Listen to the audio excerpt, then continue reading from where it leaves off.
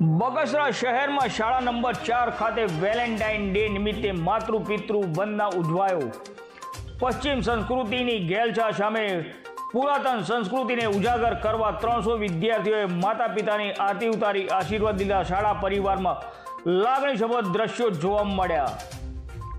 Valentine day નિમિત્તે બગસરા શહેરમાં પ્રાથમિક શાળા નંબર 4 ખાતે ભારતીય સંસ્કૃતિની ઘેલછામાં યુવાનો દ્વારા 14મી ફેબ્રુઆરીના રોજ વેલેન્ટાઇન ડેની ઉજવણી કરવામાં આવી।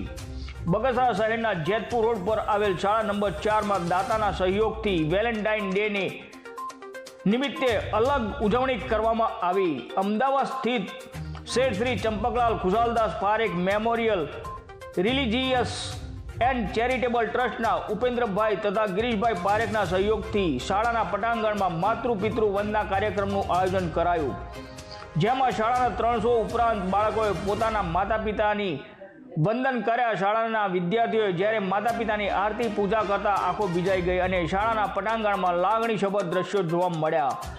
કાર્યક્રમમાં ધારાસભ્ય જેવી કાકડિયા, મનોજભાઈ મહેડા, ધીરુભાઈ કોટડિયા, બાબુભાઈ બકરાણિયા સહિત મહાનુભાવો ઉપસ્થિત રહ્યા હતા।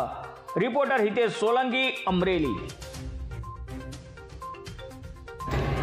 શેઠ Shri Champaklal Khushaldas Parekh memorial religious and charitable trust અમદાવાદના ઉપેન્દ્રભાઈ પારેખ તથા ગિરીશભાઈ પારેખના સહયોગથી આજે બગસરાની શાળા નંબર 4માં વેલેન્ટાઇન ડેના દિવસે ભારતીય સંસ્કૃતિને ઉજાગર કરતા કાર્યક્રમ તરીકે માતૃપિતૃ વંદના કાર્યક્રમનું આયોજન કરવામાં આવ્યું હતું, જેમાં શાળાના 300થી પણ વધારે બાળકોએ આજે શાળાના મેદાનમાં માતા પિતાનું પૂજન કરી અને એમની આરતી ઉતારી હતી।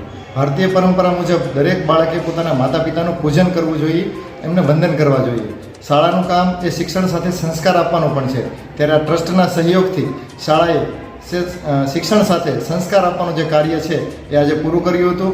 એમાં ગામના અને વિસ્તારના આગેવાનો અમને જોડાઈ અને અમને ખૂબ પ્રોત્સાહિત કર્યા હતા કે ધારાસભ્ય જેવી કાકડિયા તેમજ મનોજભાઈ મૈડા, ધીરુભાઈ કોટડિયા, વિસ્તારના નગરપાલિકાના સદસ્યો તેમજ ભારતીય જનતા પાર્ટીના હોદ્દેદારો પણ ઉપસ્થિત રહી સૌને પ્રોત્સાહિત કર્યા હતા।